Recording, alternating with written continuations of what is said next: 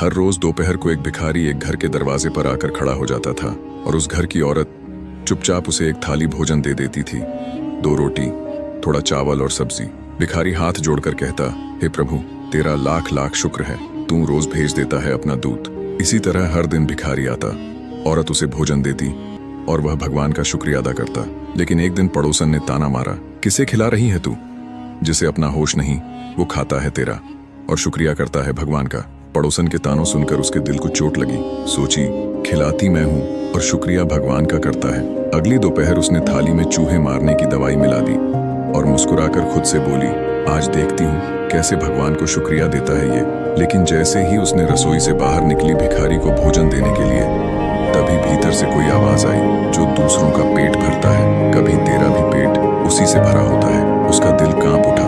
उसने थाली का भोजन डस्टबिन में डाल दिया, फिर से रसोई में जाकर ताजा खाना बनाया और भिखारी को दिया।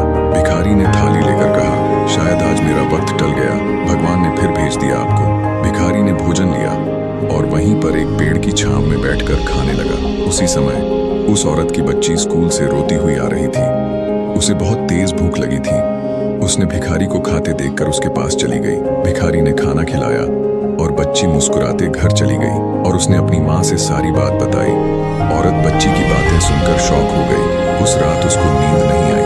पूरी रात सोचती रही, अगर वही जहरीला भोजन मेरी बच्ची खा लेती तो क्या होता। उस दिन से उसने ठान लिया, अब हर थाली ऐसे बनाऊंगी जैसे खुद भगवान खाने आ रहे हैं। जो थाली आज किसी भूखे तक जाती है, कल वही थाली हमारे अपने किसी अपनों के पास लौट कर आ सकती है। इसीलिए कभी किसी की भूख को हल्के में मत लो, वहां भगवान खुद भूखा बैठा हो सकता है।